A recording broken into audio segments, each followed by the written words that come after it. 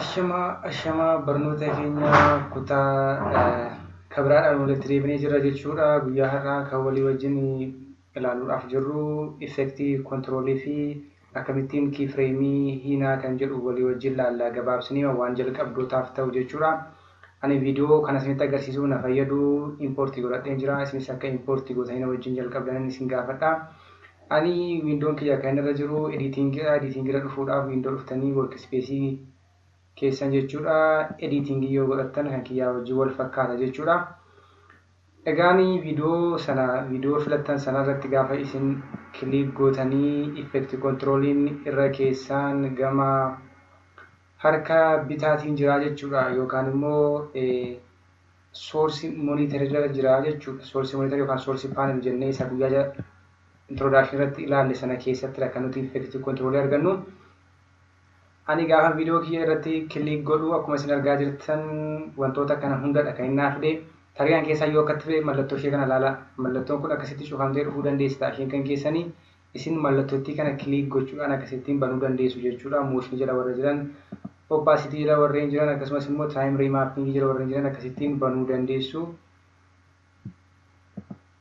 Gama biraatiin asirra fakkeenyaaf audiyoo sinaaf jira jechuudha. Sababni isaas viidiyoon ani asirratti select godhee audiyoo fi viidiyoo wal faana qaba waan ta'eef garuu yoo an keessan audiyoo fi viidiyoon adda jira ta'ee kan viidiyoo qofaa yookaan kan audiyoo qofaa kan asirratti kiliik gootan isiniif fidaa jechuudha. Yookaan immoo ilaaluudhaaf kana raayit kiliikii taabuu dhufeetan viidiyoo kiyyaa aanliink haa godhu kana yeroo darbisitti agarsiisan ture kan akka aanliink goonu. So amma viidiyoo filadhee waan jiruuf faal qofa naaf jechuudha. Mooshinii, oppaasitii fi taayim riimaappingii kana naaf jechuudha waan kan ispiidiidhaaf itti dhimma baanu jechuudha. So audiyoo gaafa filadhu immoo kanneen audiyoo naaf jechuudha. Vooliyuumii, chaanaal vooliyuumii warreen jedhaman kana naaf jechuudha. So kana akkasitti hubadhaa adda addummaa akka asirratti hin qabaanne isinitti himuuf jedheetanii jalqaba irratti. So effektii kontirooliin maaliif nu fayyada kan jedhu ilaallu. Effektii kontirooliin by default wantoota gurguddoo kanneen akka poozishinii, iskeelii, rooteeshinii, oppaasitiidhaaf fayyada by default. Garuu faayidaan isaa kana qofaas waan ta'aniif faayidaawwan hedduu qabaachuudha. Kun asirratti argaa jirtan ispiidii isaadhaaf yookaan immoo effektiiwwan kan biroo nuti viidiyoo keenya irratti dhimma baanu kan ittiin kontirool goonullee effektii kontiroolii jechuudha. Fakkeenyaaf hammatu effektii viidiyoo kee kanatti effektoota keessaa fakkeenyaaf tun kirooppii effektii kanaa jechuudha. Diraag godhee asirratti dirooppii godhee dhufee taayim kontirool effektii kontiroolii irratti naa mul'ata jechuudha. Yeroo darbe isinitti agarsiisan ture. Kana qabdanii viidiyoo keessatti dirooppii gochuu dandeessu yookaan immoo kana qabdanii dhuftanii effektii kontirool kan jedhu kana keessatti gadhiisuu dandeessu yookaan immoo kana dabili kiliik gochuu dandeessu. Effektii filattan kamiyyuu dabili kiliik gaafa gootan amma dabili kiliik kan godhee kun asirratti dhufee naa mul'ate jechuudha. So fakkeenyaaf kana asirratti dhuftanii kontirool gootu jechuudha. Ammaaf nan balleessanii boodetti deebina. So kanatti dhufnee buunee mooshinii haa ilaallu. Mooshinii gaafa ilaallu maal of jalaa qabaa? Qabxiilee baay'ee of jalaa qabaa. Isaan keessaa tokko poozishiniidha. Poozishinii kuni X aksisii fi Y aksisii qaba. Yookaan immoo olii gadii fi beektu maanni X Y koordineetii jechuudha. Irree garatti mata duree keenya miti garuu. So X aksisii fi Y aksisii qabaa jechuudha. Kuni viidiyoo keenyas haa ta'uu, imeejiis haa ta'uu wantoota aappii fi daawun gochuudhaaf nu fayyadaa jechuudha. Riiseet gochuudhaaf ishee mallattootti kanatti dhuftanii bootu nu riiseet paaraameetirii jedha. Riiseet isinii godha jechuudha. Inni kun immoo bitaa fi mirgatti sochoosuudhaaf gartanii amma gara harka bitaatti deemaa jira. Akkasuma godhaa gara harka mirgaatti deemaa jira jechuudha. So kanaaf nu fayyada. Kana riiseet gochuudhaaf immoo kanatti buutu. By the way lakkoofsota kana yoo barbaadan maanuwaalii barreessuu dandeessu. Fakkeenyaaf wantoota irraa 200 jedhee yoon barreesse kiiboordii kiyyarraa 2000 jedheen barreesse jechuudha. Kiiboordii keessarraas barreessuu dandeessu garuu isa scroll gootanii ilaalaa hojjettantu wayyaa jechuudha. Inni kan biraan immoo iskeeliidha. Iskeeliin kun immoo viidiyoo keenya guddisuudhaaf yookaan immoo xiqqeessuudhaaf. Fakkeenyaaf amma faashaal ekspreeshinii jedhamti. Wanti namoonni lama utuu haasaa jiranii fuula isaanii irratti wanta isaan agarsiisan sana agarsiisuu barbaadan yoo ta'e fakkeenyaaf zuum gootanii agarsiisuu dandeessu jechuudha. Yeroo akkasii guddisuu yookaan immoo xiqqeessuudhaaf kan dhimma itti baanu iskeelii irrattidha jechuudha. Kunoo yuunifoormii iskeel kan jettu kun maal heetiinsaa fi wiidziinsaa bifa wal fakkaataadhaan akka ta'u barbaaddaa kan jedhu. Yoo bifa tokkoon akka nuti wal faana akka nuti barbaanne yuunifoormii kana filanna. Yoo yuunifoormii yoo garuu adda adda gochuu barbaanne immoo yuunifoormii kana kun kiliik goonee balleessinee jechuudha. Wiidziisaa qofaatti amma adda addan bal'anne amma immoo xiqqate. Wiidziisaa qofaatti heetiisaas qofaatti yoo akkaataa waan viidiyoon keenya barbaadu irratti hundoofneetu dhimma itti baanaa jechuudha. Kana riiseet haa godhanii yoo garuu wal faana akka nu deemu barbaanne immoo yuunifoormii kana raayitii gochuun hin dagatinaa jechuudha. Gama gabraan immoo kun dhuftanii iddoo kanarra ilaala. Kana gotottanii jechuudha. Akkas gootanii ilaalaa sirreessuu dandeessu jechuudha. Wiirziidhaafis kun akkuma kana wiirziisaa gaafa hojjettan ilaalaa jechuudha. Akkasittiin maawuzii keessan leefti kilikii hooldi gootanii qabdanii jechuudha. Hojjechuu dandeessu. Iskeeliin kana fakkaataa jechuudha. Iskeelii kiifireemii immoo akkamitti iskeelii irratti hinaa kan jiru itti deebinaa ammaa fi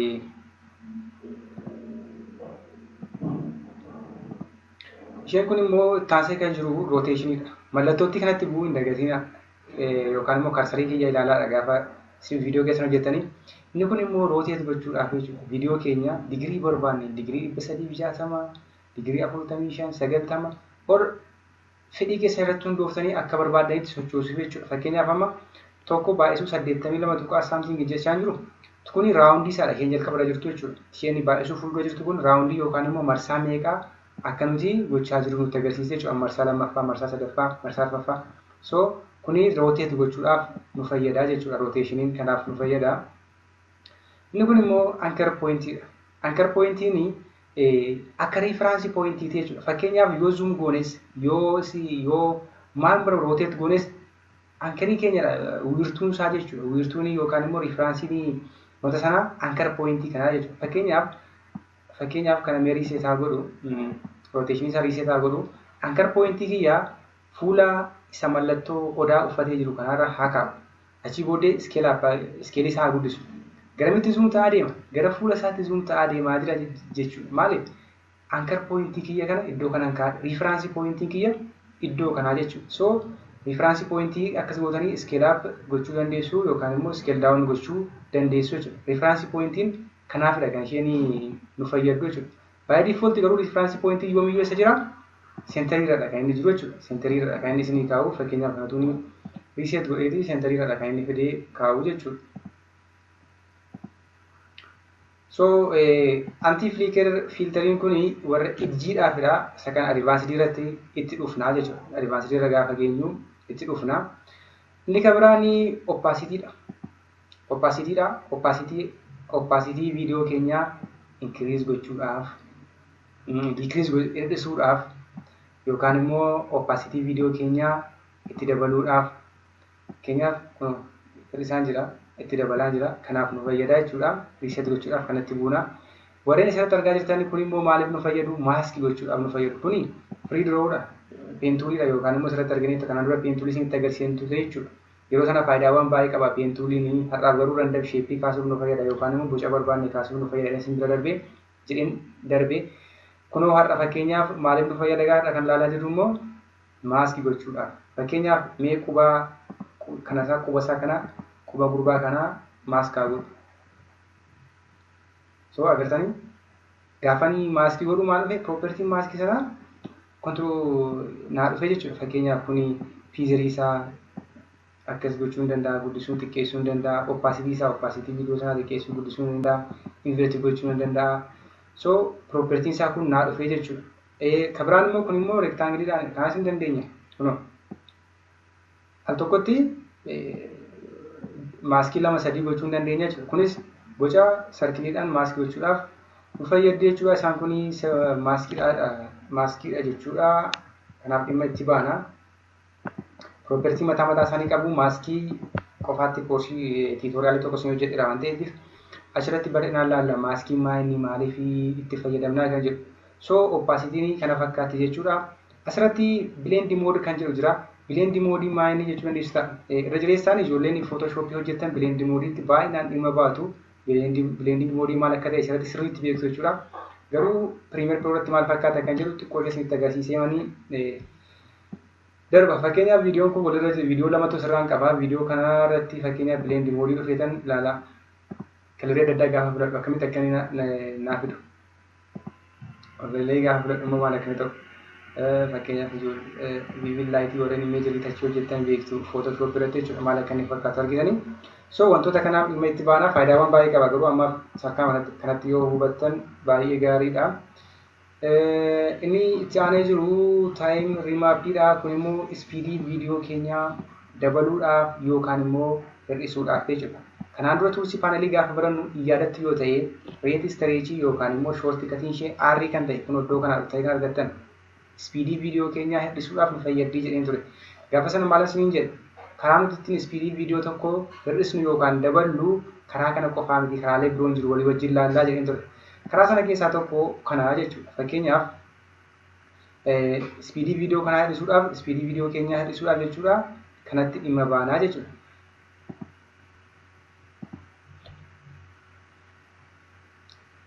Tole erga waa'ee effektii kontiroolii hagana jenneeti baay'ee akkana dura isin jedhee fakkeenyaaf effektiiwwan nuti asii dhuftanii jechuudha. Effektii isaan jiru dhuftanii iddoo kanaa effektiiwwan asirraa isin filattanii diroop asirra viidiyoo keessatti gootan yookaan immoo effektiiwwan isin filattan hundumtiyyuu iddoo kana dhufaa jechuudha. Piroopertiin isaa asirratti dhufee isin mul'ata. Effektii kontiroolii irratti dhufee isinii fudhata jechuudha. Fakkeenyaaf mee gaawuziyaan bilar kan jedhu tun filadheeti gaawuziyaan fakkeenyaaf kana utuun dabli kiliik godheeti kun asirratti eessatti dhufee naa mul'ata jechuudha. Effektii kontiroolii irratti dhufee naa mul'ate jechuudha. Piroopertiin isaa suu asirraa bilar gochuu hin danda'a jechuudha. Kanaan kontiroolii godhadha jechuudha. So erga kana jenneeti booddee gara kiifireemitti dhufnaa iddoo isin argaa jirtan yookaan immoo iddoo mallattoo reektaangilii itti godhamee jiru kun kiifireem taayimlaayinii jedhamti. Akkuma viidiyoo ediitingii viidiyoo ediitingiidhaaf iddoon kun taayimlaayin jennu kiifireemiidhaaf immoo iddoon kun kiifireem taayimlaayin jennaa jechuudha. Ishee kanaan immoo guddisuu xiqqeessuu dandeenya jechuudha. Akkuma iskooleer baariin kun asirraa dhufee taayimlaayinii isa kana nu guddisu yookaan nu xiqqeessu ishee kana immoo kanaan guddisuu kanaan xiqqeessuu dandeenya jechuudha. So mee akkamittiin kiifireemii hina kan jedhu muraasuma isaa ilaallaa. Kana booddee kan jirurratti kiifireemii hinee hojjechaa waan deemnuu fi achirratti bal'inaan isiniif gala jedhee yaada. So fakkeenyaaf poozishinii irratti mee kiifireemii hima. Jalqaba irratti mallattoo istaap waashii kana argaa jirtu miti. Istaap waashii kana maal gootu kiliik gootu jechuudha. Yeroo isin kiliik gootanii iddoo kanaa halluu biluu yookaan immoo cuquliisa halluun qabutti jijjiiramaa jechuudha. Sana booddee maal ta'uu isaadha aktiif ta'uu isaa agarsiisaa jechuudha. Asirraa immoo kiifireemiin keenya kun mallattoo boca daayimendii qabaatteetu asirratti nu mul'atti jechuudha. Sana booddee mee viidiyoon keenya fireemii aga wayyaa deemaa jennu sana booddee maal godhu walaa haa ba'u. So ilaalla dudduubatti deebine. Kiifireemii kana poozishinii isaa jechuudha. Kiifireemii kana lachan gidduutti dhaga kan inni hojjetu jechuudha. Inishaalii fi faayinaaliidha jechuudha. Intervaalii kana gidduutti wanta animeeshinii nuti hojjenne yookaan immoo wanta nuti hojjenne kan inni dalagu jechuudha. Kana fakkeenyaaf yeroo isaa gabaabsuudhaaf kiifireemii kana qabdanii akkas walitti fiduu dandeessu jechuudha. Maal ta'aadha viidiyoon keenya iskrool app ta'aa jira jechuudha. So maalirratti hojjenne nuni waa'ee aksesii irratti hojjenne jechuudha yookaan immoo kanarraa jechuudha. So kana dheeressuu barbaadan immoo kana akkas adda walirraa fageessitu jechuudha. Yoo walitti buttanis speediin isaan dabalaa yoo walirraa buttan immoo slow ta'aa jechuudha. Kanaafidha.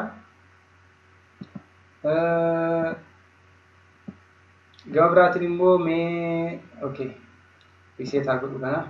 Mee gara harka bitaa yookaan harka mirgaatti siruu yoo barbaanne yookaan istaap waachii hojjetan aktiivan godhaa viidiyoon kiyya asirraa ka'u. Amma iddoo kanatti gaafa ga'u immoo garamitti adeemu gara harka bitaatti adeemu jedhu kana gidduutti as galee himaa jechuudha. Ni ilaalla. So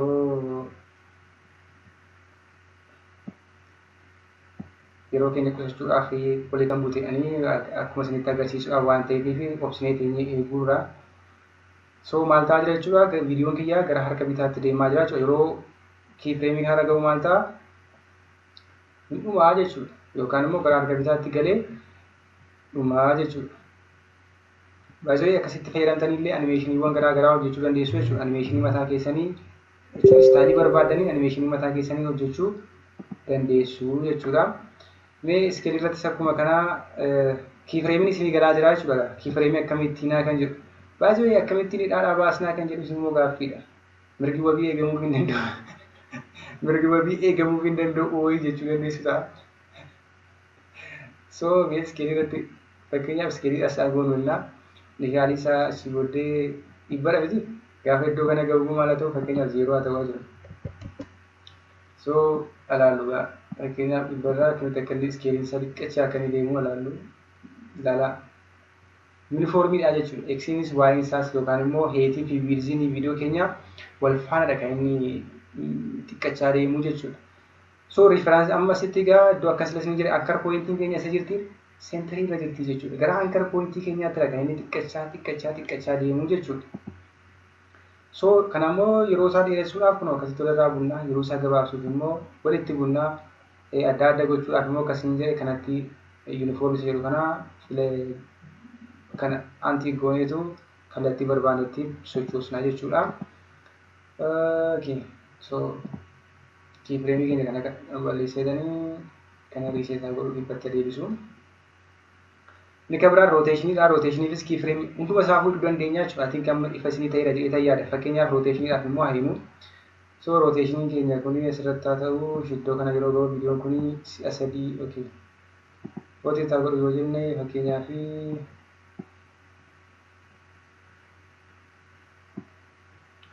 so kana gidduutti rooteet viidiyoon keenya noormaalii deemee dhufa. Noormaalii deemee dhufee booddee kiifireemiiwwan kana gidduutti maal ta'a jechuudha. Rooteetaa jechuudha.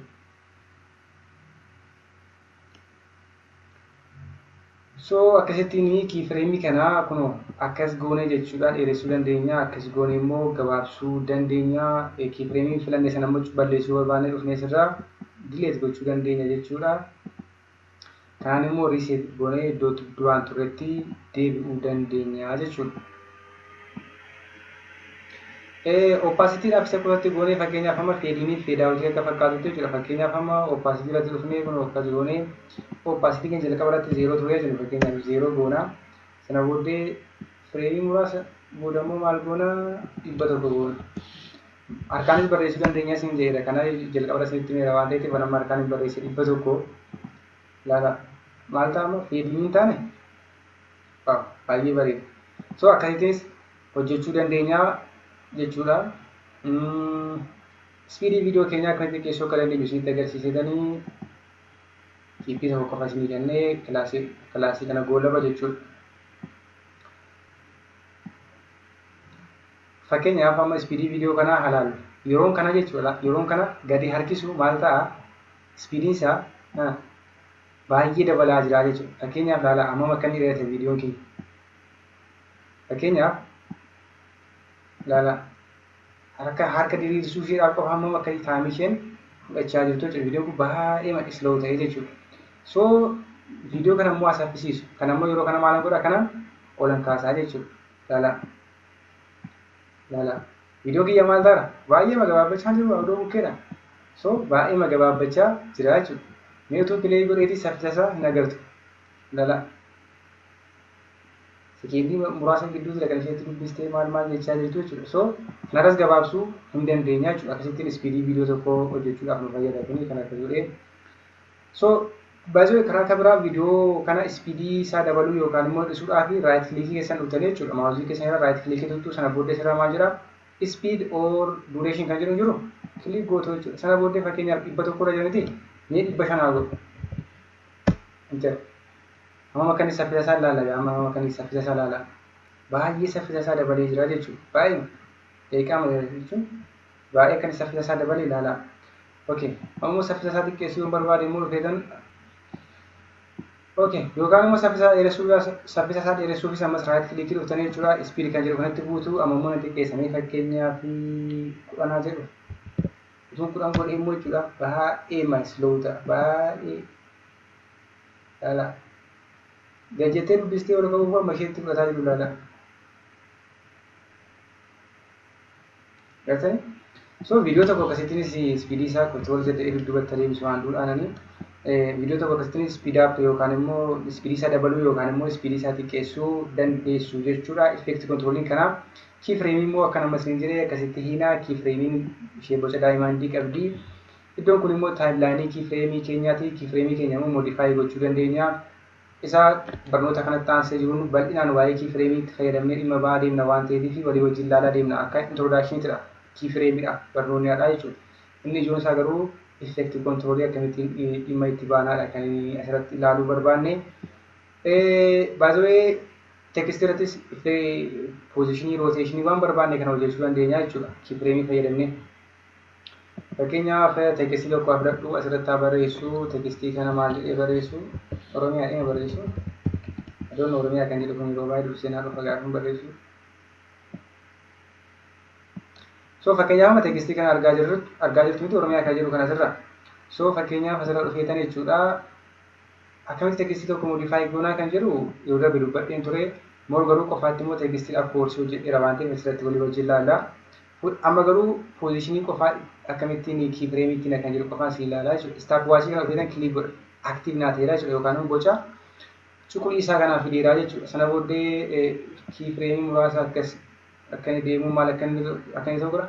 Gara harka bitaatti akka inni dhumu godha jechuudha. So viidiyoon akkam ta'a jechuudha. Amma fakkeenyaaf tokko bilee godhe teekistiin biyya. Gara harka bitaatti deemaa jechuudha. Kana iizii kana kiliik gootan jechuudha. Easy out kan jedhu yoo filanne irra gaarii natti fakkaata.